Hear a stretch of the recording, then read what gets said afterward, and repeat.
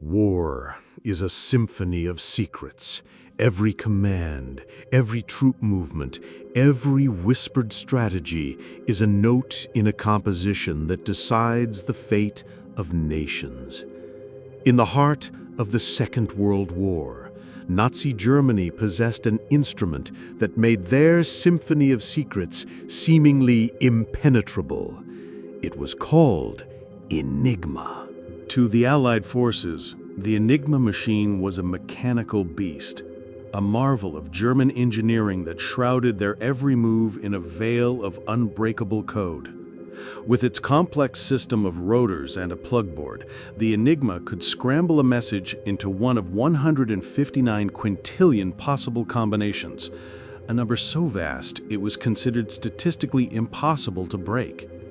For a time, this belief held true, and the cost was measured in ships, in planes, and in human lives. In the cold, unforgiving waters of the Atlantic, wolf packs of German U-boats, guided by Enigma encrypted messages, tore through Allied convoys with terrifying efficiency. The constant stream of coded instructions gave them an almost clairvoyant ability to strike where the Allies were weakest, threatening to sever the vital supply lines that were Britain's lifeline. But even the most formidable beast has a weakness, and the hunt for Enigma's Achilles heel led to a quiet country estate in the heart of England, Bletchley Park. This was no ordinary stately home. It was the epicenter of a secret war, a battle of minds against machine. The people who walked these grounds were not soldiers in the traditional sense.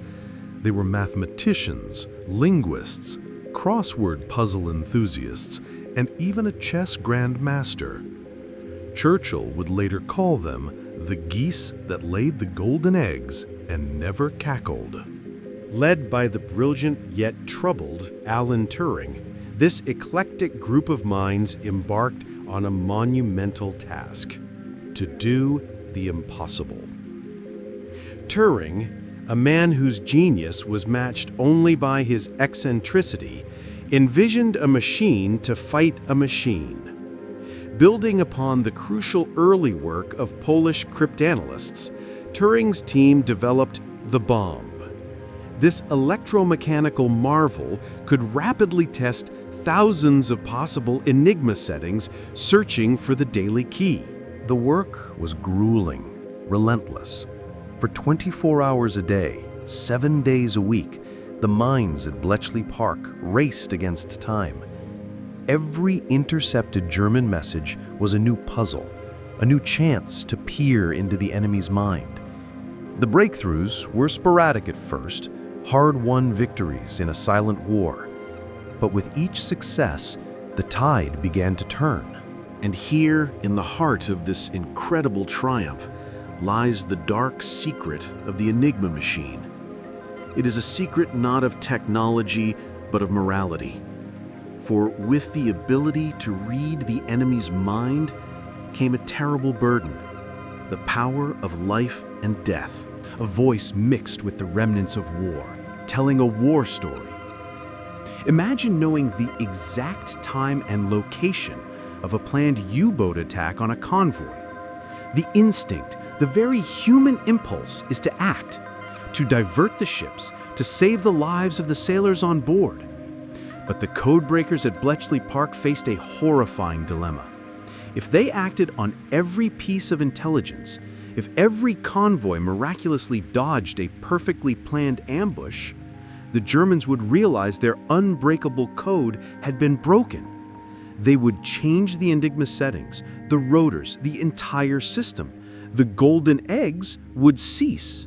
The ultra-intelligence, as it was codenamed, was a weapon to be wielded with surgical precision and agonizing restraint. Difficult, almost inhuman calculations had to be made. How many lives could be sacrificed in one attack to save thousands more in the long run? Which convoy was deemed expendable to protect the secret? These were the questions that haunted the halls of Bletchley Park and the corridors of power in Whitehall. This was the terrible price of victory, a price paid in silence and secrecy. The heroes of Bletchley Park were not just fighting the Germans, they were wrestling with their own consciences. They celebrated their breakthroughs in hushed tones, knowing that their success meant they now held a terrible knowledge, a burden that would remain with them long after the guns fell silent. When the war finally ended, the world celebrated.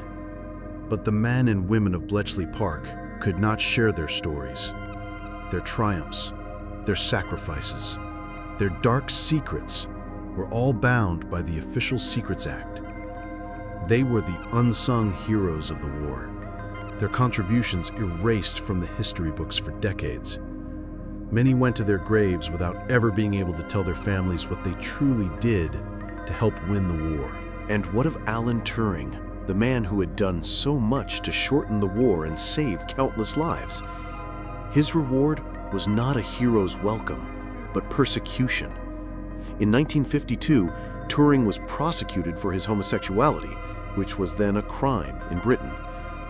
The man who had cracked the most complex of codes was deemed a security risk by the very government he had served so devotedly.